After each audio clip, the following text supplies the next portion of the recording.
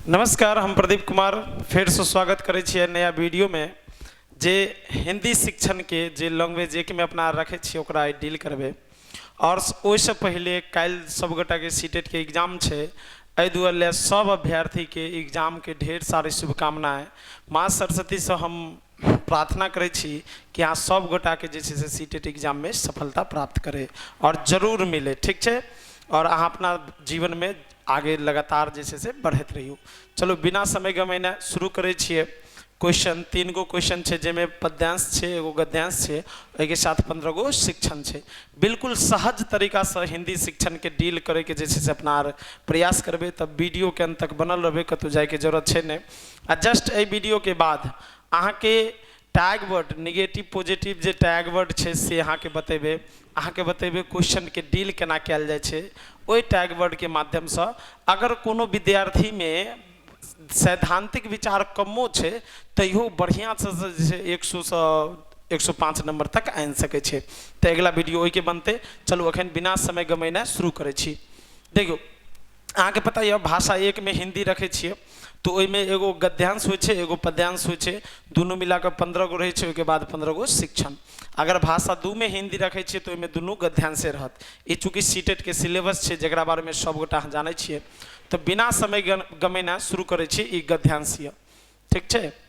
चल पहले देखियो गद्यांश में चर्चा कने य से निम्नलिखित गद्यांश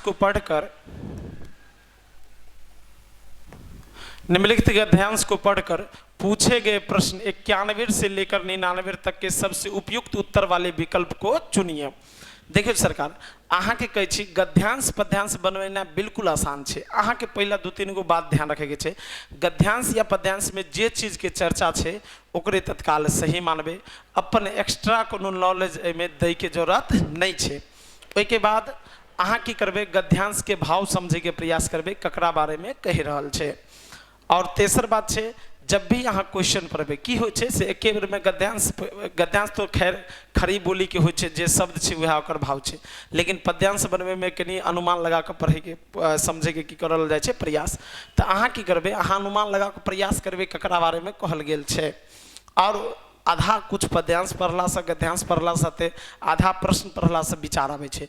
तो ये प्रश्न के क्वेश्चन के गद्यांश या पद्यांश के वाक्य से मैच करके देखबे से कौन चीज के बारे में चर्चा कहल गेले ना वह ओकर उत्तर सही हेते।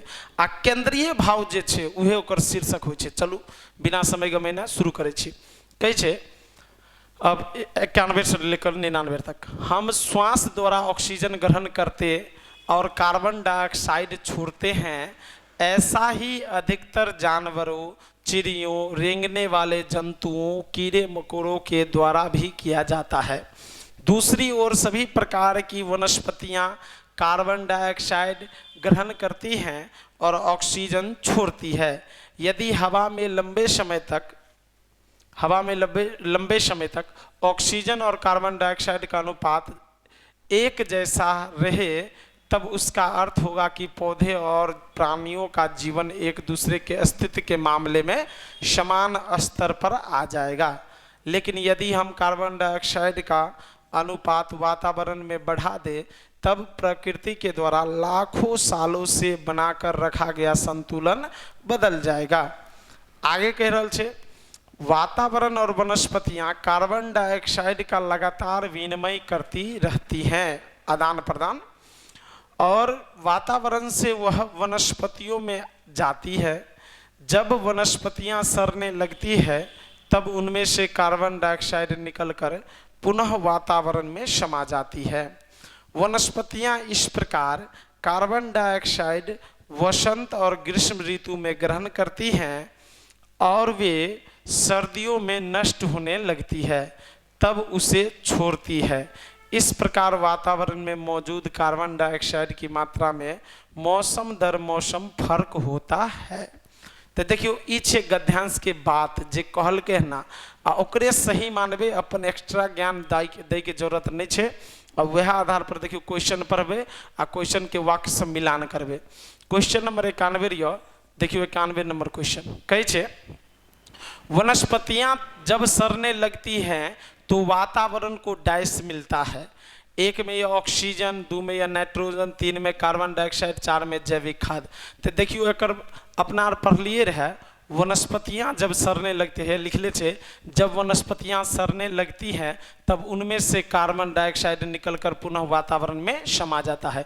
यानी कौन चीज निकल जाए छे? Carbon dioxide. तो बिल्कुल ये जे 91 नंबर क्वेश्चन या 91 एक बिल्कुल सही जवाब क्या नंबर हते? 3 नंबर। देखियो ऑक्सीजन, नाइट्रोजन, जैविक खाद लगेबे ना, जकर चर्चा छे गद्यांश में वह लगेबे। ठीक छे, 91 या। अब देखियो क्वेश्चन नंबर है ये 92।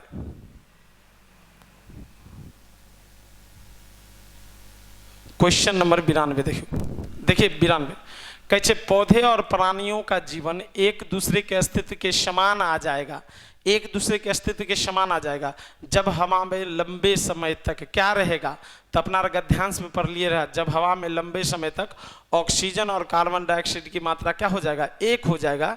लिखल चाहिए यदि हवा में लंबे समय तक ऑक्सीजन और कार्बन डाइऑक्साइड का अनुपात एक जैसा रहे तो इसका अर्थ है कि पौधे और प्राणियों का जीवन एक दूसरे के अस्तित्व के मामले में समान स्तर पर आ जाएगा। तो बिल्कुल है ये। देखियो एक क्वेश्चन के देख लिया, यहाँ एक में यह सूर्य का प्रकाश मिलता रहे, दो में कार्बन डाइऑक्साइड मिलना बंद हो जाए, तीन कार्बन डाइऑक्साइड और ऑक्सीजन का अनुपात समान है, चार में यह वनस्पति कार्बन डाइऑक्साइड का विनिमय करती है। तो बिल्कुल सही जवाब क्या नंबर लगबे एकरो? 3 नंबर। देखियो अहाँ के हम एक्स्ट्रा कुछ नहीं बतबे छी, अहाँ के जे गद्यांश में लिखल छे वह हम देखा रहल छी आ यह आधार पर सोच के अहाँ टिक लगाइयो। अगला क्वेश्चन ये, हाँ अगला क्वेश्चन ये देखियो 93 में वातावरण का विग्रह और समास होगा। वातावरण के जब विग्रह करबे तो यहाँ के बन रही है वात का आवरण, यानी हवाओं का आवरण। तो देखिए हवा और आवरण नहीं बनते, वात का आवरण। आ जा कि कारक चिन्ह बीच में एले तो कौन पुरुष भ जेते? तत्पुरुष समास भ जेते। सॉरी कौन समास हते? तत्पुरुष समास। सब गोटा के पता छे जब एक विग्रह करबे, अब विग्रह कला पर अगर कोनो कारक चिन्ह आवे छे तो इनमें कौन समास भ जाय छे? तत्पुरुष समास। तो ई व्याकरणिक चर्चा छे, तो व्याकरणिक के नहीं ध्यान रख पड़ते, नहीं तो बाकी सब अहाँ आराम से बना सके छी। फिर देखियो 94 के क्वेश्चन ये, श्वास और ऑक्सीजन शब्द हैं, क्या है? तो तत्समक है आगत। आगत मतलब जो दूसरे भाषा से आया हुआ है। तो इहो जे छे ई व्याकरणिक बिंदु छे, व्याकरणिक बिंदु के जब तक याद नहीं करबे तब तक नहीं बनते। तो कनी अहाँ सब जे छे से तत्सम, तद्भव, देशज, विदेशज पर जे छे कनी एक बार गौर कर देबे। आगत मतलब ऐसा शब्द जो किसी दूसरे भाषा से हिंदी में आया हुआ है, ओकरा कहे छे आगत। चलो 95 में देखियो, लंबे समय तक पद व्याकरण के दृष्टि से क्या है? जो लंबे समय तक रहेगा वह व्याकरण की दृष्टि से क्या होगा? इस वाक्य को क्या कहेंगे? लंबे समय तक। अहाँ के पता है कैसा समय? लंबे। आ समय तक आबि रहल छे तकरा कहल जाय छे क्रिया विशेषण।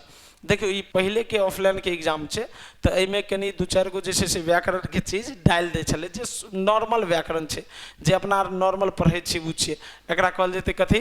क्रिया विशेषण। चलो आगे क्वेश्चन नंबर देखियो 96 में कहे छे गद्यांश का मुख्य विषय है। गद्यांश के मुख्य विषय में क्या किया हुआ है? ऑक्सीजन कार्बन डाइऑक्साइड का संतुलन पर, कि श्वास द्वारा ऑक्सीजन ग्रहण करने पर, पौधे और प्राणियों का जीवन पर, कि बसंत ऋतु में वनस्पतियां पर। तो पूरा गद्यांश में ऑक्सीजन कार्बन डाइऑक्साइड के चर्चा कल के ना, और वो में कथी पर? तो संतुलन करे पर। तो बिल्कुल सही जवाब हते 1 नंबर। 96 के 1 नंबर। 97 देखियो कैसे विनिमय का अर्थ है? विनिमय सब आदान प्रदान करना, आप हमसे कुछ लेते हैं, हम आपको कुछ देते हैं, वही है विनिमय। तकरा की कह सके? लेना पहुँचाना नहीं, देना खरीदना नहीं, की हते यो? लेना देना। बिल्कुल सही जवाब क्या नंबर? 3 नंबर। भाषा क्या है? भाषा विचार विनिमय का एक साधन है। हमरा ये चीज छे तो हम अहाँ के दे रहल छी, फिर अहाँ से जे विचार छे वो हम की करे छे? ग्रहण करे छे। तो बिल्कुल 3 नंबर। क्वेश्चन नंबर 98 देखियो, क्वेश्चन नंबर 98 कह रहा है, क्वेश्चन नंबर 98 से हम सांस के साथ क्या करते हैं? तो ऑक्सीजन छोड़ते और ग्रहण करते हैं, ऑक्सीजन लेते और कार्बन डाइऑक्साइड छोड़ते हैं, कार्बन डाइऑक्साइड लेते और हम छोड़ते हैं, कार्बन डाइऑक्साइड लेते हैं ऑक्सीजन छोड़ते हैं। ताकि पता है हम सांस के साथ क्या करते हैं? ऑक्सीजन लेते हैं, कार्बन डाइऑक्साइड छोड़ते हैं। बिल्कुल सही जवाब क्या नंबर 2 नंबर। आ गद्यांशों में यह चर्चा छे, ई नहीं सोचबे जे कोनो और चर्चा छे, लिखल छे ना से हम श्वास के साथ ऑक्सीजन ग्रहण करते हैं और कार्बन डाइऑक्साइड छोड़ते। तै में अगर अहाँ के अयबो करे छे, साइंस के बात छे, बढ़िया बात छे, लेकिन एकर मेन केंद्र बिंदु वहाँ पर अहाँ के रहे के चाही से जे चीज के चर्चा गद्यांश में छे ओकरे सही मानबे, भले वैज्ञानिक दृष्टिकोण से सही गलत किया नहीं हो। क्लियर ने? चलो क्वेश्चन नंबर देखियो 99। ऑक्सीजन ग्रहण करने में अधिकांश जीवधारियों का स्वभाव कैसा है? तो अहाँ के शुरुए लाइन में कैसे से हम जिस प्रकार श्वास के साथ ऑक्सीजन लेते हैं और कार्बन डाइऑक्साइड छोड़ते हैं, उसी प्रकार कीड़े मकोड़े वनस्पतियां भी कार्य करता है। तो बिल्कुल मानव से भिन्न है तो नहीं, मानव के विपरीत है नहीं, मानव की ही तरह है। बिल्कुल चर्चा करने छे। सही जवाब क्या नंबर है? 3 नंबर। ठीक है, मानव की तरह ही है। सही जवाब 3 नंबर।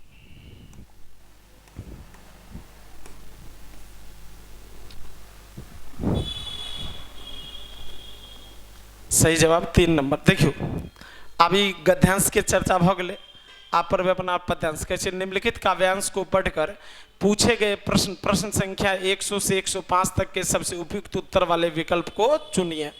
पद्यांश कह रहा है वह आता दो टूक कलेजे के करता पछताता पथ पर आता, पेट पीठ दोनों मिलकर हैं एक, चल रहा लकुटिया टेक, मुट्ठी भर दाने को भूख मिटाने को, मुंह फटी झोली पुरानी झोली को फैलाता, दो टूक कलेजे के करता पछताता पथ पर आता।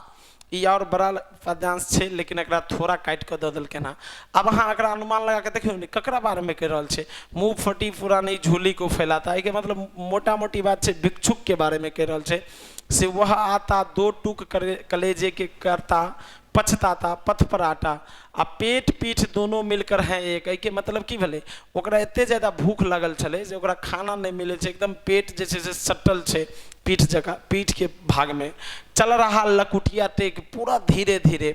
आ कहे छे मुंह फटी सॉरी मुट्ठी भर दाने को भूख मिटाने को, मतलब थोड़ा ही भूख लगे छे तो आदमी के की हाल हो छे, ओई हाल के अनुसार कहे छे मुट्ठी भर दाने को भूख मिटाने को, मुंह फटी पुरानी झोली को फैलाता, दो टूक कलेजे के करता पछताता पथ पर आता। अब ई पद्यांश से भी छे। अब यह आधार पर जैसे से अहाँ क्वेश्चन के की करबे जवाब दियो। देखियो क्वेश्चन या हाँ क्वेश्चन देखियो सब गोटे 100। पेट पीठ दोनों मिलकर है एक, इसका कारण क्या हो सकता है? तो के पता है पेट पीठ दोनों मिलकर है के मतलब की छे, मुख्य बात से उनका भोजन नहीं मिल लेना। तो एक में छे सुकर कर बैठना नहीं, झुक कर चलना नहीं, कुछ भी भोजन ना करना, आचार में भीख मांगने का नाटक करना तो नहीं। बिल्कुल अगर सही जवाब सही जवाब क्या नंबर रहते हो? कुछ भी भोजन ना करना, इसलिए सही जवाब 3 नंबर। नेक्स्ट क्वेश्चन नंबर 101 कहे छे कलेजे के दो टुक करना का आशय क्या है? सीधे टुकड़े टुकड़े कर देना। तो सीधे टुकड़े मन को कष्ट पहुंचाना, यानी जहाँ की कभी वो व्यक्ति के देखे छे से एते गरीब छे जो ओकरा खाने ला कुछ मिले नहीं छे, तो कभी के अंदरे अंदरे की हो छे बहुत ज़्यादा कष्ट हो छे, तो कहे छे मन को कष्ट पहुंचाना। ठीक है, दिल को चीरफाड़ नहीं करना, कठिनाई पैदा नहीं करना। बिल्कुल सही जवाब 2 नंबर। क्वेश्चन नंबर 102 देखियो कहे छे भिखारी अपनी झोली क्यों फैलाता है? क्यों फैलाता है? देखिए तो भूख मिटाने के लिए कुछ अन्न चाहता है, जाहिर सी बात है। झोली में कुछ छिपाना चाहता है? नहीं। मुट्ठी भर अनाज दिखाना चाहता है? उसके पास है ही नहीं जो दिखाएगा। अपनी गरीबी के बारे में बताना चाहता है? नहीं। वह क्या कर रहा है? भूख मिटाने के लिए कुछ अन्न चाह रहा है। सही जवाब 1 नंबर। क्वेश्चन नंबर 103 मुंह शब्द में प्रयुक्त चंद्र बिंदु है। देखियो मुंह में जो चंद्र बिंदु छे एकरा कहल छे अनुनासिक, जेमे नाक के भाग के प्रयोग हो ओकरा कहल छे अनुनासिक। ठीक है, बिल्कुल सही जवाब क्या नंबर? चंद्र बिंदु जे छे ओकरा कहै छे अनुनासिक। ठीक है, एगो अनुस्वार होते तो ओकरा कहते अनुस्वार। आ नासिक तो चवर्ग टवर्ग तवर्ग ई सब जे छे से नासिक छे। ठीक है, 103 के 2 नंबर। क्वेश्चन नंबर 104 देखियो काव्यांश से हमारे मन में उठने वाला मुख्य भाव है, यानी काव्यांश कैसा भाव है? श्रृंगार वाला है, हास्य वाला है, करुणा वाला है कि वीरता वाला है? अहाँ देखियो कवि के जे छै से देख कऽ बहुत ज़्यादा कष्ट होइ छै, अर्थात करुणा आबै छै, तऽ सही जवाब की भऽ गेलै 3 नंबर, करुणा से संबंधित। चल क्वेश्चन नंबर 105 कहै छै वह आता में वह सर्वनाम किसका घोतक हो सकता है, किसको उद्योग तक कर रहा है, किसकी ओर संकेत कर रहा है, वह मतलब कौन। तो गांधी जी होगा, गद्यांश में चर्चा है नहीं, अतिथि का चर्चा है नहीं, किसका चर्चा है जी, भिक्षुक का, विकलांग का। देखिए सॉरी विकलांग कर रहे, भिक्षुक यानी भिखारी का, विकलांग का चर्चा है बिल्कुल नहीं, ठीक है। तो जकर चर्चा दिल रहते वह सही जवाब होते। तो 105 के क्या नंबर 3 नंबर। चलो आब अतः से ध्यान दियो सब गोटा, अतः से जे छै क्वेश्चन अहाँ के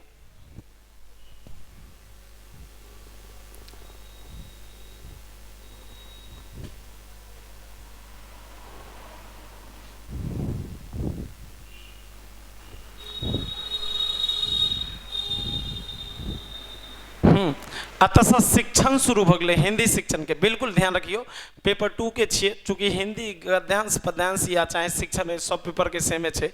कहे छे उच्च प्राथमिक स्तर पर भाषा सीखने का मुख्य का उद्देश्य है, उच्च प्राथमिक स्तर यानी कक्षा 6 से 8 तक भाषा सीखने का उद्देश्य क्या है। तो देखिए एक में प्रश्नोत्तरी, भाषण, अंताक्षरी का एकमात्र आयोजन करना, तो एक मात्र या सीधे मात्र कह दिया तो जान रहे हैं किसी एक चीज पर बल देना है तो गलत है। 2 भाषा की बारीकी और सौंदर्य बोध को सही रूप में समझना, जी बारीकी हर एक छोटे छोटे बातों को सौंदर्यता, सौंदर्य बोध मतलब कितने बेहतरीन तरीका से विचारों को व्यक्त कर पाते उसको समझना, तो जी तत्काल ये सही है। 3 दूसरे के अनुभवों से जुड़कर सवालों के जवाब देना। अब देखिए सवाल का जवाब, लेकिन इस पर फिक्स नहीं किया हुआ कौन सा प्रश्न है। प्रश्न अलग अलग हो सकते हैं, वस्तुनिष्ठ प्रश्न, लघु उत्तरीय, दीर्घ उत्तरीय। अगर दीर्घ उत्तरीय प्रश्न हो तब वह सही होता, लेकिन इसमें वस्तुनिष्ठ होगा तो एक ही शब्द बोलना है तो उसमें ज़्यादा भाषा विकास नहीं होगा। 3 निजी अनुभवों को केवल लिखकर अभिव्यक्त करना। तो देखिए भाषा के 4 कौशल है, सुनना, बोलना, पढ़ना, लिखना। आप चारों कौशल पर बल देंगे न कि किसी एक कौशल पर, और ये भी पता है केवल दिया हुआ एक पर बल दे रहा है तो यह भी नहीं होगा। इसका सही जवाब कितने नंबर जी, बिल्कुल 2 नंबर।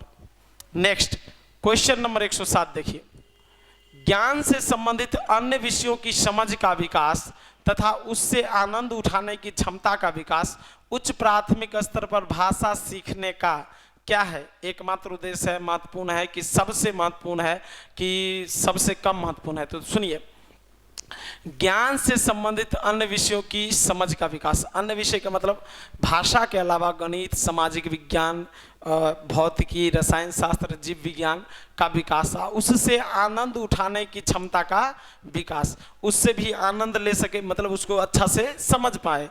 तो यह उच्च प्राथमिक स्तर पर भाषा सीखने का कैसा उद्देश्य है, तो एकमात्र तो उद्देश्य हो ही नहीं सकता, क्या है, एक महत्वपूर्ण उद्देश्य है। सबसे महत्वपूर्ण आप नहीं कह सकते क्योंकि एक ही चीज पर बल नहीं देना है, सबसे महत्वपूर्ण होगा तो वो गलत होगा। यह होगा क्या, एक महत्वपूर्ण उद्देश्य है, यानी थोड़ा नॉर्मल में।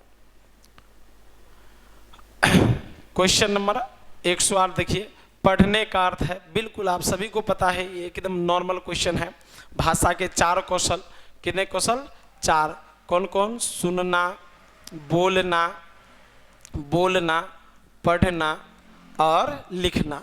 भाषा कितने कौशल, 4। सुनने का अर्थ है सुनकर अर्थों को ग्रहण करना, सुनकर अर्थ को ग्रहण करना, न कि तेज, न ही धीरे, न किसी बात को सुनना। सुनने का मतलब है सुनकर अर्थ ग्रहण करना।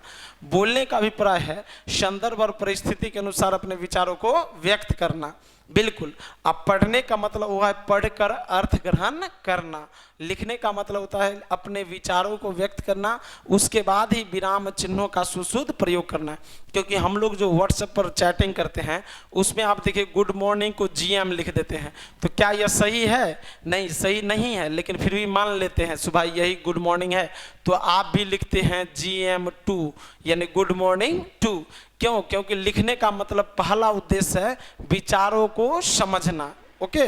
और उसके बाद ही विराम चिन्हों का सुशुद्ध प्रयोग करना। अगर लिखने कौशल में ये दोनों रहेगा, विचारों की अभिव्यक्ति या विराम चिन्हों का प्रयोग, तब आपको पहले लगाना है विचारों की अभिव्यक्ति। अगर विचार की अभिव्यक्ति ऑप्शन में नहीं है तभी लगाना है विराम चिन्हों का सुशुद्ध प्रयोग।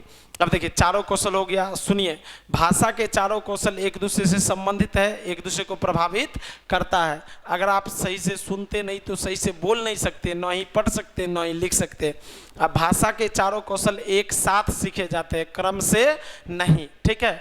और इसके कौशल को अलग अलग भागों में बांटते हैं। जैसे देखिए प्राथमिक कौशल, कौन कौशल जी?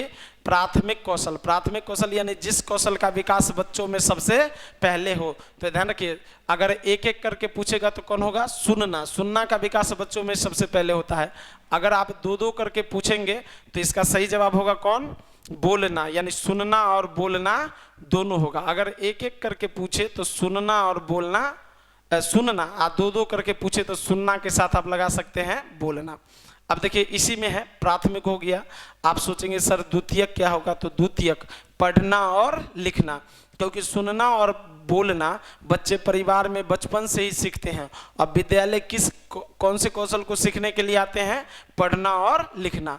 अब इसी में आता है अभिव्यक्तात्मक कौशल। चलिए यहाँ पर लिख देते थोड़ा, अभिव्यक्तात्मक कौशल।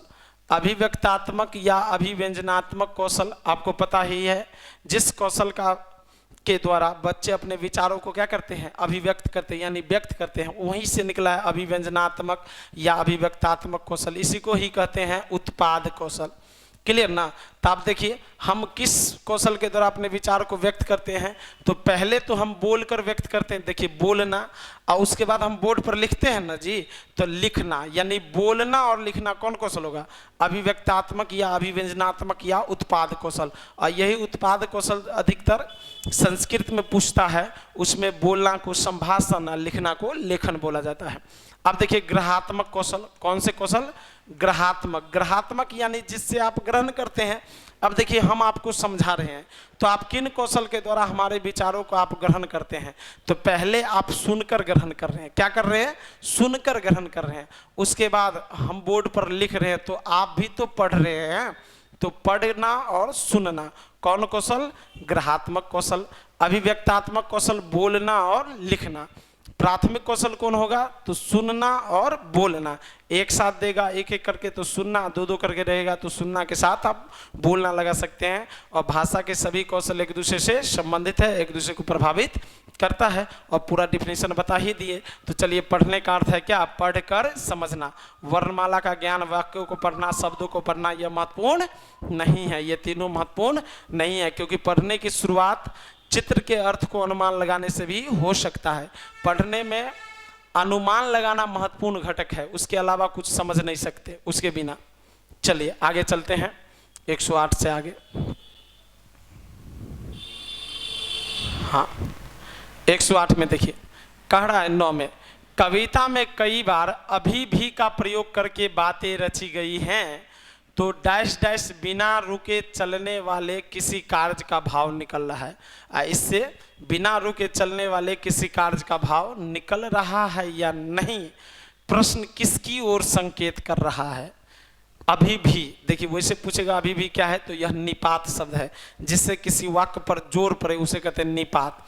तो कविता में कई बार अभी भी का प्रयोग करके बातें रची गई हैं, तो बिना रुके चलने वाले किसी कार्य का भाव निकल रहा है या नहीं, तो यह प्रश्न किसकी ओर संकेत करता है? देखिए एक में दिया हुआ है व्याकरणिक ज्ञान, 2 में भाषा की बारीकी, 3 में व्याकरण की परिभाषा, 4 में भाषा का संरचना। संरचना में आएगा कौन जानते हैं ना? संरचना में आएगा आपका लिपि। क्या आएगा जी? लिपि। व्याकरण ज्ञान तो दोनों लगभग सेम ही है। इससे आप जानते हैं भाषा के बारीकियों को। किससे जानते हैं? भाषा के हर एक छोटे छोटे बातों को। से यह विचार लिखने से, अभी भी का प्रयोग करने से यह भाव निकलेगा कि नहीं, तो हर एक बारीकी को जान रहे हैं, तो इसलिए सही जवाब होगा इसका कौन? 2 नंबर। व्याकरण ज्ञान और व्याकरण की परिभाषा तो एक ही हुआ, इसको लगा ही नहीं सकते। चलिए नेक्स्ट क्वेश्चन नंबर 110, उच्च प्राथमिक स्तर पर भाषा सीखने में पाठ्य पुस्तक के अतिरिक्त कौन सी साधन सामग्री सबसे महत्वपूर्ण है? पाठ्य पुस्तक के अलावा कौन सी सामग्री महत्वपूर्ण है? एक में दुआ है रेडियो नाटक, 2 में कविता पाठ, 3 में आयु अनुरूप साहित्य, 4 में समाचार पत्र। तो देखिए ये सब है पाठ के अलावा अतिरिक्त सामग्री, लेकिन सबसे बेस्ट है कौन? बच्चे के आयु के अनुरूप वाला कोई साहित्य हो या बाल साहित्य, क्योंकि वर्तमान में शिक्षा पद्धति क्या है? केंद्र बाल केंद्रित है, जिसमें बालकों को केंद्र में मानकर आयु स्तर, रुचि अभिरुचि उसको ध्यान में रखकर आपको पढ़ानी चाहिए। तो किताब के अलावा कोई भी सामग्री दीजिए तो इसमें आपको ध्यान रखना ही है जो बच्चे की आयु रुचि के क्या हो? अनुरूप हो। तो बिल्कुल सही जवाब क्या नंबर, कितने नंबर सॉरी? तो 3 नंबर। चलिए आगे चलिए, आगे कह रहा है 111, गणित विज्ञान आदि विषयों की कक्षा में भी बच्चे भाषा सीखते हैं, यह विचार। हाँ, गणित विज्ञान आदि कोई भी विषय हो, उस विषय के कक्षा में भी बच्चे क्या सीखते हैं? भाषा। आप दोनों चीज ध्यान रखिए। अन्य विषयों भाषा के अलावा गणित विज्ञान में इतिहास भौतिकी, रसायन शास्त्र, जीव विज्ञान और सामाजिक विज्ञान में इतिहास, भूगोल, राजनीतिक विज्ञान, अर्थशास्त्र जो भी होंगे उस कक्षा में भी बच्चे भाषा सीखते हैं। लेकिन अन्य विषयों के केंद्र बिंदु में भाषा नहीं होता है। भाषा के अलावा जो अन्य विषय है उसका केंद्र बिंदु में उसका अपना विचार होता है। जैसे गणित पढ़ाने का केंद्र बिंदु है बच्चों में तार्किकता का, गणितीय तार्किकता का विकास करना। विज्ञान पढ़ाने का मुख्य उद्देश्य है बच्चों में वैज्ञानिक क्षमताओं का विकास करना। लेकिन उन क्षमताओं को कैसे समझेगा बच्चा? तो भाषा के द्वारा। जब तक भाषा नहीं समझेगा तब तक उसे सीख या उसमें अपने विचार उत्पन्न नहीं कर सकते। इसलिए कहा जाता है गणित विज्ञान आदि विषयों की कक्षा में भी बच्चे क्या होता है? भाषा सीखते हैं। और ऐसे बात क्या है? पूर्णतः सत्य है। बिल्कुल ध्यान रखिए, ऐसे सवाल जब भी आएंगे तो आपको पहले सेंटेंस चेक करना, अगर सही है तो सीधे लगाना है पूर्णतः सत्य है, और गलत है तो सीधे लगाना है पूर्णतः असत्य है। इसमें आंशिक या ये सब प्रयोग नहीं होता है, लगभग नहीं ही होता है। ओके, इसलिए सही जवाब होंगे कितने नंबर? 1 नंबर। Question number 112। चलिए, कह रहा है उच्च प्राथमिक स्तर पर पाठ्य पुस्तक में हिंदी तर भाषाओं को भी जगह मिलनी चाहिए ताकि बच्चे, देखिए हिंदी तर, जब भी तर लगा रहे किसी भी भाषा के अलावा, तर का मतलब होता है उस भाषा के अलावा कोई अन्य भाषा। जैसे हिंदी तर भाषा को भी जगह मिलनी चाहिए, यानी हिंदी का किताब उल्टा रहे उसमें अंग्रेजी का भी कुछ पाठ दिया हुआ है या 1-2 मानकर चलिए एक पैराग्राफ ही लिखा हुआ है, उर्दू का भी एक पैराग्राफ लिखा हुआ है, मैथिली का भी एक पैराग्राफ लिखा हुआ है, तो उसी को कहते हैं हिंदी तर भाषा को भी क्या मिलनी चाहिए? जगह मिलनी चाहिए। और यह विचार बिल्कुल सही है। हिंदी ही क्या, उर्दू के किताबों में भी, भाषा की किताब में भी उर्दू के अलावा हिंदी, अंग्रेजी, मैथिली अन्य विषयों को भी स्थान मिलनी चाहिए। तो यहाँ तक सही है, ताकि बच्चे क्या होता है? एक में भाषा की विभिन्न रंगतों से परिचित होते हैं। आपको पता ही है भाषा के विभिन्न रंगतें, अलग अलग विचार, हिंदी में कैसा, अंग्रेजी में कैसा, उर्दू में कैसा, मैथिली में कैसा, उसके विचार को, उसके संरचनाओं को क्या करते हैं बच्चा? ग्रहण करते हैं। 2, हिंदी तर भाषी साहित्यकारों से परिचित हो सके, यह भी सही है। हिंदी तर भाषी यानी हिंदी के अलावा जो अन्य साहित्यकार है उसके विचार कैसे है उससे भी परिचित होंगे। और 3, सामाजिक सांस्कृतिक से परिचित हो सके। बिल्कुल, देखिए भाषा क्या है? सभ्यता संस्कृति का परिचायक है। जैसा माहौल रहेगा वो सिर्फ भाषा में झलक सकता है, उसके अलावा कहीं और झलक नहीं सकता। तो यह भी क्या है? सही है। इसलिए इसका सही जवाब क्या होगा? 4 में दिया ये सभी। तो बिल्कुल लगाएंगे आप ये सभी। 112 का 4। अब इधर देखते हैं हम लोग 113। देखिए, कह रहा है बच्चे भाषा तब बेहतर तरीके से सीखते हैं जब, यानी कैसा माहौल या कैसा परिस्थिति होगा जब बच्चा बेहतरीन तरीका से भाषा सीखेगा। 3 में करा है अनेक पाठ्य पुस्तकें हो। 2 में करा है भाषा का समृद्ध प्रवेश हो। 3 में सरल साहित्य का चयन हो। 4 में परीक्षाओं का आयोजन है। आपको पता ही है भाषा सीखने में सबसे महत्वपूर्ण है समृद्ध भाषा का परिवेश। समृद्ध भाषा का परिवेश मतलब ऐसा वातावरण जहां पर बच्चों को अधिक से अधिक बोलने का अवसर दिया जाता हो। हम लोग भी बचपन से, आप भी बचपन से जो आपकी मातृभाषा है अपने आप सीख लेते हैं कि नहीं?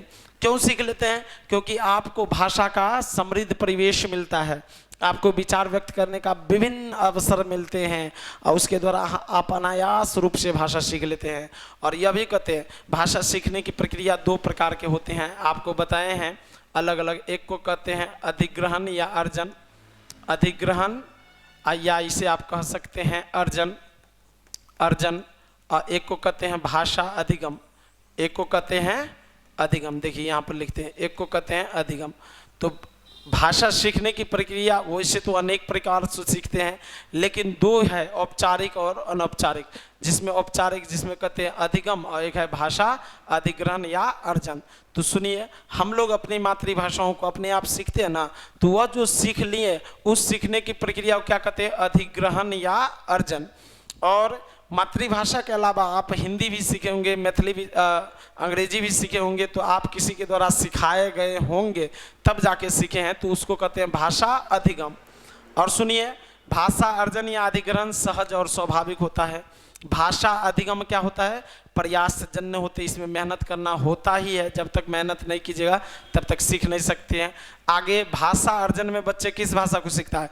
अपनी मातृभाषा या क्षेत्रीय भाषा या प्रांतीय भाषा या अनौपचारिक भाषा या प्राथमिक भाषा को क्या करता है बच्चा? अर्जन करता है। और अधिगम किस भाषा को करता है? तो द्वितीयक भाषा। द्वितीयक भाषा किसे कहेंगे? बच्चे के मातृभाषा के अलावा जो भी भाषा होंगे वो उसका कौन सा भाषा कहलाएगा? द्वितीयक भाषा। द्वितीयक भाषा या औपचारिक भाषा या लक्ष्य भाषा या मानक भाषा को बच्चा क्या करता है? अधिगम करता है। भाषा अर्जन कहाँ करते हैं? तो समाज में, परिवार में, मित्र के साथ।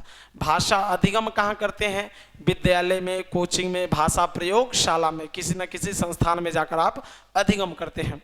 भाषा अर्जन या अधिग्रहण में बच्चे भाषा के नियम स्वयं बनाते हैं, अर्थात बच्चों को व्याकरण सिखाने की जरूरत नहीं है। आप देखिए ना, आप अपने मातृभाषा का व्याकरण कभी सीखे हैं?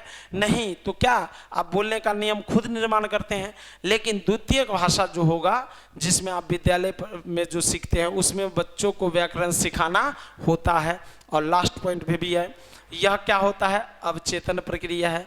यह क्या है? सचेतन प्रक्रिया है। चलिए, इन बातों के साथ अब ये बात अगर ध्यान रख लिए तो आपको 2 से 3 क्वेश्चन आराम से सॉल्व हो जाएगा यही दोनों से। और आपको बताइए, पता है, चाहे भाषा आप अर्जन करके सीखिए चाहे अधिगम करके सीखिए, अगर आप चाहते हैं किसी भी भाषाओं पर अपना जो है सो मतलब पकड़ मजबूत करने के लिए या निपुणता प्राप्त करने के लिए, तो आपको उस भाषा का अधिक से अधिक क्या करना पड़ेगा? दैनिक जीवन में प्रयोग। और दैनिक जीवन में प्रयोग कब कीजिएगा? जब समृद्ध परिवेश होगा तब। कब कीजिएगा जी? जब समृद्ध परिवेश होगा तब। इसलिए सही जवाब 2 नंबर। चलिए, अब क्वेश्चन नंबर कितना? 114। 114 में कहा है, उच्च प्राथमिक स्तर पर भाषा आकलन की दृष्टि से सबसे महत्वपूर्ण है। देखिए, भाषा आकलन, आकलन का मतलब होता है जांचना। आकलन का अर्थ होता है जांचना। क्या जांचना? बच्चों ने कितना सीखा, कैसे सीखा और किस प्रकार सिखाएंगे ताकि बच्चे अधिक सीखेगा।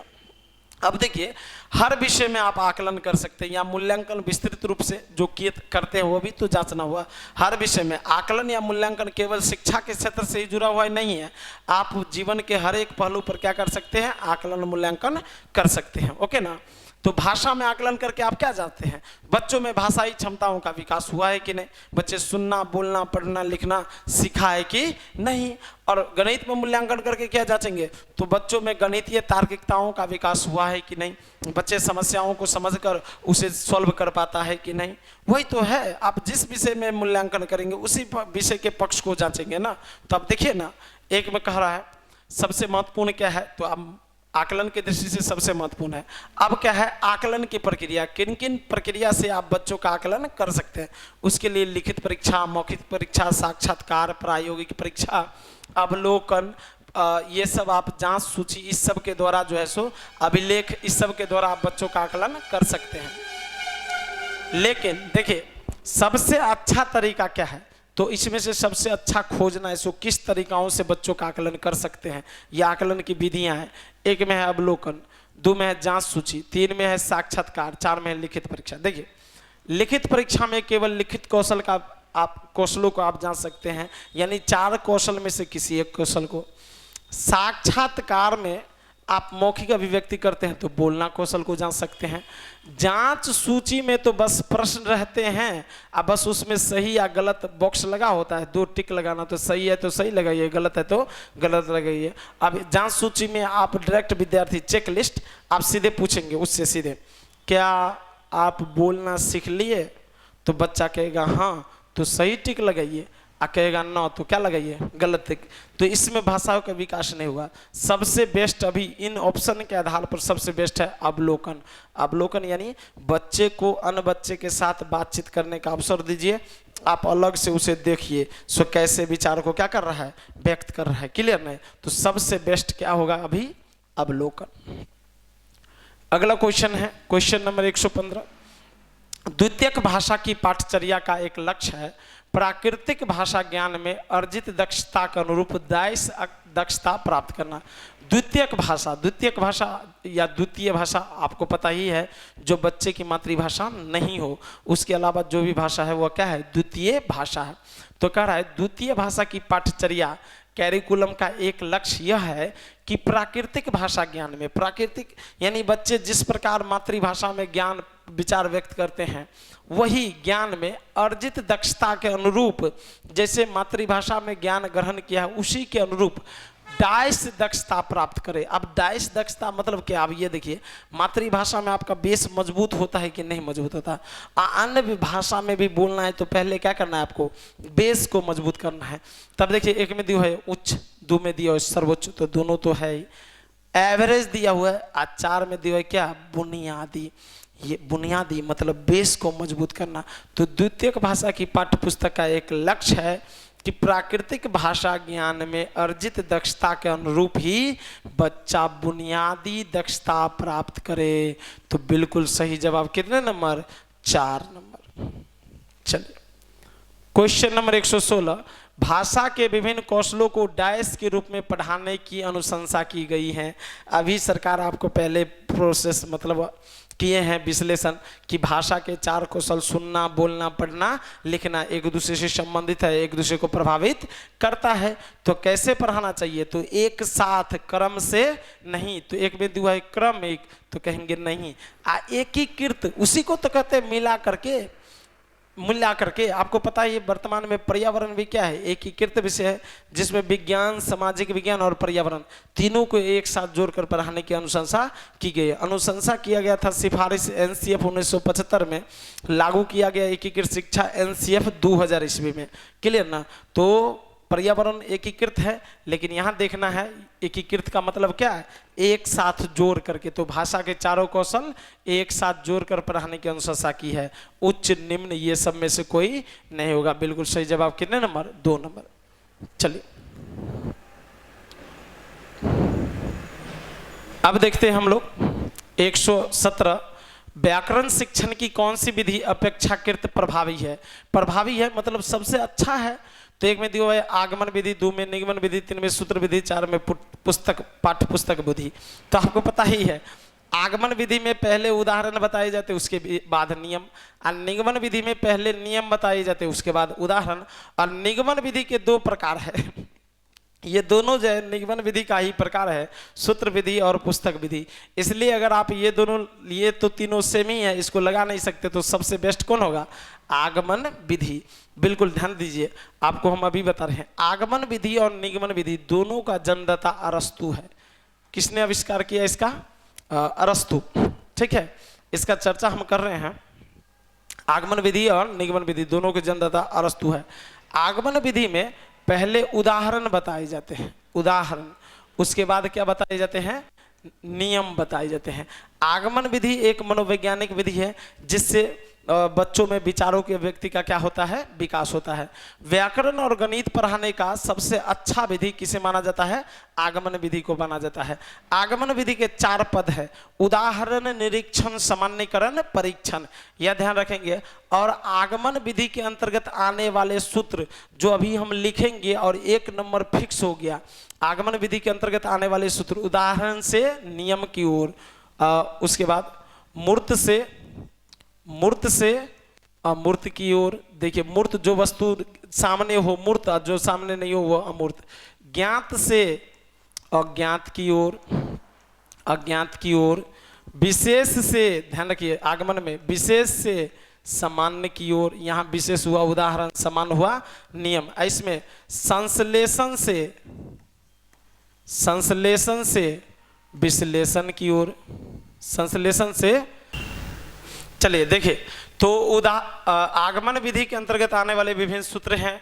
उदाहरण से नियम की ओर, मूर्त से अमूर्त की ओर, ज्ञात जो बच्चे को आता है उसके बारे में पहले बताएंगे, अज्ञात जो नहीं आता है उसके बारे में। विशेष यहाँ हुआ उदाहरण, सामान्य हुआ नियम। स्थूल जो वस्तु नजर के सामने में वो बड़ा रूप में है, जो नजर से दूर है वो छोटा रूप में है। संश्लेषण एक दूसरे से जोड़कर दिखाएंगे, उसके बाद विश्लेषण अलग अलग भागों में बटाएंगे। तो सुनिए, संश्लेषण विधि आगमन के अंतर्गत आता है, विश्लेषण निगमन के। लेकिन इन दोनों में अच्छा कौन होता है? विश्लेषण से संश्लेषण। पहले विषय वस्तु को अलग अलग भागों में बांटकर दिखाएंगे, उसके बाद संबंध जोड़ेंगे। तो देखिए ये आगमन विधि के अंतर्गत आने वाले सूत्र है जो बहुत ही महत्वपूर्ण है, ध्यान रखिएगा। उसी प्रकार निगमन विधि, जिसमें पहले नियम बताते हैं, पहले नियम और उसके बाद बताते हैं उदाहरण। यह कौन सा विधि है? निगमन विधि। और निगमन विधि एक मनोवैज्ञानिक विधि है, क्योंकि इससे बच्चों में रटने की प्रवृत्ति का विकास होता है। निगमन विधि दो प्रकार के, सूत्र विधि और पाठ्यपुस्तकीय विधि। सूत्र विधि में पता ही है, बच्चों को सूत्र बताते हैं, उसके बाद उससे उदाहरणों से परिचय देते हैं।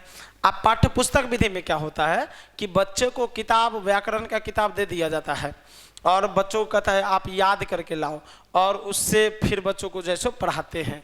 तो इसलिए हिंदी में ज़्यादातर देखिएगा, शिक्षण में एक सवाल होता है कि ऐसा माना जाता है कि व्याकरण की कक्षा में बच्चे अरुचिकर पूर्ण व्यवहार अपनाते हैं, मतलब रुचि नहीं दिखाता है। इसका मुख्य कारण क्या है? तो इसका मुख्य कारण है कि अधिकतर शिक्षक बच्चों को व्याकरण पढ़ाने के लिए पाठ्य पुस्तक विधि का चयन करते हैं। इसलिए अब निगमन विधि के अंतर्गत आने वाले जो सूत्र होगा, नियम होगा, वो कौन होगा? जस्ट इसका उल्टा। आगमन में ये कहें तो निगमन में उल्टा, नियम से उदाहरण की ओर, अमूर्त से मूर्त की ओर, अज्ञात से ज्ञात की ओर, सामान्य से विशेष की ओर, सूक्ष्म से स्थूल की ओर, अब विश्लेषण से संश्लेषण की ओर। यह ध्यान रखिएगा। और सबसे अच्छा पूछेगा तो आगमन, और इसमें संश्लेषण से विश्लेषण और विश्लेषण से संश्लेषण में कौन पूछेगा? तो विश्लेषण से संश्लेषण। विषय वस्तु को पहले अलग अलग भागों में बांट कर बताएंगे, उसके बाद सभी को एक साथ संबंध जोड़कर बताएंगे, जैसे आपको भाषा के कौशल के बारे में बताए थे वो। तो इसलिए व्याकरण पढ़ाने के लिए अपेक्षाकृत अच्छा विधि तो कौन विधि होगा? आगमन विधि। चलिए आगे चलिए, नेक्स्ट क्वेश्चन नंबर 118 देखिए। उच्च प्राथमिक स्तर पर भाषा की पाठ्यपुस्तक में रक्त और हमारा शरीर पाठ को शामिल करने का विचार किस से जुड़ा हुआ है? क्यों दिया हुआ है कि बच्चों को किताब में भाषा, रक्त और हमारा शरीर, देखिए भाषा की किताब है, लेकिन यह मतलब जो है सो सॉरी शीर्षक क्या है? तो शीर्षक विज्ञान वाला दिया हुआ है। तो इस विज्ञान वाले पाठ को भाषा की किताब में शामिल करने का मुख्य उद्देश्य क्या है? तो एक में देखिए विषयों की विभिन्न भाषाओं को जानना, और दो में संपूर्ण पाठचर्या में भाषा, तीन में हिंदी भाषा के विभिन्न रंगते, और चार में विज्ञान संबंधी शब्दावली, नहीं हिंदी भाषा की विभिन्न रंगते। इसलिए इसको जैसो हिंदी भाषा के विभिन्न रंगतों को शामिल करने के लिए मतलब बायोलॉजी का जो पार्ट है वो भाषा की किताब में जैसो शामिल किया गया है। सही जवाब कितने नंबर होंगे? 3 नंबर। क्वेश्चन नंबर 119 देखिए। त्रिभाषा सूत्र फॉर्मूला भारत की डैश की चुनौतियों और डैश को संबोधित करने का प्रयास है। सबसे पहले देखिए त्रिभाषा सूत्र। त्रिभाषा सूत्र किसने दिया? तो कोठारी आयोग। किसने दिया जी? कोठारी आयोग ने दिया। कब दिया? 1964 ईस्वी में। किसने दिया? कोठारी आयोग। कोठारी आयोग की स्थापना 14 जुलाई 1964 को हुई और जिसका अध्यक्ष था दौलत सिंह कोठारी। इनके अनुसार पूरे भारत के बच्चों को 3 भाषाओं में पढ़ानी चाहिए। पहला है प्राथमिक भाषा। कौन सी भाषा? प्राथमिक भाषा। दूसरा है द्वितीयक भाषा, द्वितीयक भाषा। तीसरा है तृतीय भाषा। कौन सी भाषा जी? तृतीय भाषा। किनके अनुसार? कोठारी आयोग के अनुसार। इन्होंने कहा है, देखिए थोड़ा इसको बड़ा करके समझाते हैं। कोठारी आयोग ने कहा कि पूरे देश के बच्चों को 3 भाषाओं में पढ़ानी चाहिए, प्राथमिक, द्वितीयक और तृतीयक। प्राथमिक में क्या कहा? यहाँ पर देखिए कक्षा हम लिखते हैं, कक्षा कह रहा है कक्षा 1 से 4 तक के बच्चों को प्राथमिक भाषा में पढ़ानी चाहिए। प्राथमिक भाषा में क्या आएगा, तो बच्चे की अपनी मातृभाषा, क्षेत्रीय भाषा या प्राथमिक भाषा, यानी प्राथमिक मतलब मूलतः एक भाषा में पढ़ानी चाहिए, जो क्या होगा, बच्चे की मातृभाषा। चलिए, बच्चे की क्या होंगे, मातृभाषा। आ द्वितीय का, चलो अपना चर्चा करे छिए त्रिभाषा सूत्र में 3 गो भाषा पर बल देने छे। क्वेश्चन पहले देख लिया। त्रिभाषा सूत्र, त्रिभाषा फॉर्मूला भारत की डैश की चुनौतियों और डैश को संबोधित करने का एक प्रयास है। त्रिभाषा सूत्र जिसका प्रतिपादक किसने किया, कोठारी आयोग। और कोठारी आयोग की स्थापना हुआ था 14 जुलाई 1964 ईस्वी में, जिसका अध्यक्ष था दौलत सिंह कोठारी। उन्होंने कहा था कि पूरे देश के बच्चों को 3 भाषा में शिक्षा देनी चाहिए, प्राथमिक, द्वितीयक और तृतीयक। प्राथमिक भाषा कक्षा 1 से 4 तक के बच्चों के लिए, जो उसके अपनी मातृभाषा में हो, जिसमें एक भाषा उसके मातृभाषा का प्रयोग हो। द्वितीयक जो कक्षा 5 से 7 तक के बच्चों के लिए है, जिसमें 2 भाषा का प्रयोग हो, जिसमें एक तो मातृभाषा हो और दूसरा हिंदी भाषी राज्य में द्वितीय भाषा के रूप में अंग्रेजी और गैर हिंदी भाषी राज्य में द्वितीय भाषा के रूप में हिंदी हो। और तीसरा में 3 भाषा जो कक्षा 8 से लेकर 10 तक के लिए हो, जिसमें 3 भाषा, जिसमें एक उसके बच्चे की अपनी मातृभाषा, 2 हिंदी या अंग्रेजी, मतलब हिंदी भाषी राज्य में द्वितीय भाषा के रूप में अंग्रेजी और गैर हिंदी भाषी के रूप में भाषी राज्य में हिंदी, और तृतीय यानी तीसरा भाषा के रूप में भारत की कोई आधुनिक भारतीय भाषा उसका प्रयोग करनी चाहिए कोठारी आयोग के अनुसार। और NEP 2020 में कोठारी त्रिभाषा सूत्र को लचीलापन के रूप में लिया गया है। तो देखिए, त्रिभाषा फॉर्मूला भारत की किस चुनौतियों और डैश को संबोधित करने का एक प्रयास है। तो देखिए, संस्कृति समाधान। अब इसमें देखिए, एक खाली स्थान में पहला लगाएंगे, दूसरे में दूसरे देख कर देखेंगे एक तार्किक विचार बनता है कि नहीं। एक में है भारत की सांस्कृतिक चुनौतियों और डैश को समाधान को संबोधित करने का प्रयास है। 2 में है समस्याओं की चुनौतियों और अवसरों, देखिए शूट कर रहा है। 3 में है भाषा स्थिति और संस्कृति को संबोधित करना। 4 में भाषा स्थिति और अवसरों को संबोधित मतलब जानने का प्रयास करना या अवसर देना। बिल्कुल, तो देखिए यह शूट कर रहा है। भारत त्रिभाषा फॉर्मूला भारत की भाषा स्थिति की चुनौतियों, मतलब जो आसानी से न होकर थोड़ा मेहनत हो और अवसरों को संबोधित करने का एक क्या है, प्रयास है। सही जवाब कितने नंबर, 4 नंबर। अब देखेंगे 120 नंबर। 120 में कराए लिखने की क्षमता का विकास बोलने, सुनने और पढ़ने की क्षमता की संगति में होना चाहिए, यानी दोनों साथ ही होनी चाहिए। इसका मुख्य विचार क्या है, क्या यह सही है? तो बिल्कुल सही है, क्योंकि भाषा के सभी कौशल एक दूसरे से क्या है, संबंधित है, एक दूसरे को प्रभावित करता है। इसलिए लिखने की क्षमता का जो विकास हो बोलने, सुनने, पढ़ने की क्षमता की संगति में ही होनी चाहिए, यानी सबको एक संतुलन बनाकर ही होनी चाहिए। तो यह विचार क्या है, तो एक में देखिए कह रहा है पूर्णतः सत्य है, नहीं। 2 में क्या कह रहा है, पूर्णतः क्या है, सत्य है। इसलिए सही जवाब होगा इसका 2 नंबर। चलिए, आशा करते हैं कि आज का वीडियो आप लोगों को अच्छा लगे। फिर हम आते हैं नेक्स्ट वीडियो में, जिसमें आपको नेगेटिव पॉजिटिव के बारे में चर्चा करेंगे, जिसमें आप तार्किक रूप से आराम से 100 तक का नंबर आप निर्माण कर सकते हैं उस तर्क के आधार पर, अगर टिक लगाएंगे नेगेटिव पॉजिटिव के आधार पर। तो चलिए, तब तक के लिए बाय, मिलते हैं अगले वीडियो में।